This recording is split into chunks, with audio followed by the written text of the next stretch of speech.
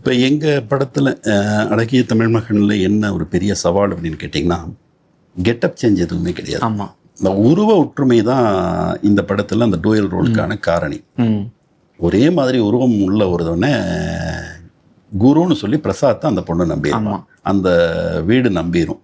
அப்படிங்கும்போது getup change எதுவுமே சாருக்கு கிடையாது.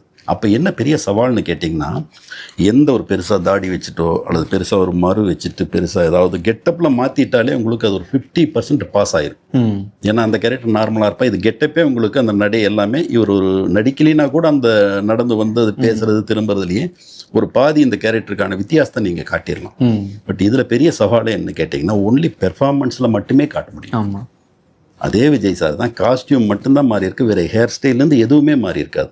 அந்த குருவுக்கும் பிரசாத்துக்குமான வித்தியாசத்தை அவர் அந்த பெர்ஃபார்மன்ஸில் மட்டுமே தான் காட்டு. இது பெரிய சவால். அதை ரொம்ப பிரமாதமாக சார் பண்ணியிருப்பாங்க. ஒன்று. ரெண்டாவது, எப்பவுமே வில்லன் கேரக்டர் மேலே தான் மக்களுக்கு ஒரு அட்டென்ஷன் வரும். வில்லன் கொஞ்சம் அதிகமாக கூட பண்ணலாம், அது ஒரு ரசிக்கும்படியாக தான் இருக்குது. பட் ஹீரோ ரொம்ப அதிகமாக பண்ணால் அது ரசிக்கும்படியாக இருக்காது. அது என்னுடைய அபிப்பிராயம். அது அப்படிங்கும்போது அந்த வில்லன் அப்படிங்கும் போதே சார் மைண்டில் ஒன்று செட் பண்ணிட்டாங்க. இந்த பிரசாத் வரும்போது இப்படி தான் வரணும், இது பண்ணணும் அப்படிங்கிற மாதிரியெல்லாம் மைண்டில் செட் பண்ணிட்டாங்க.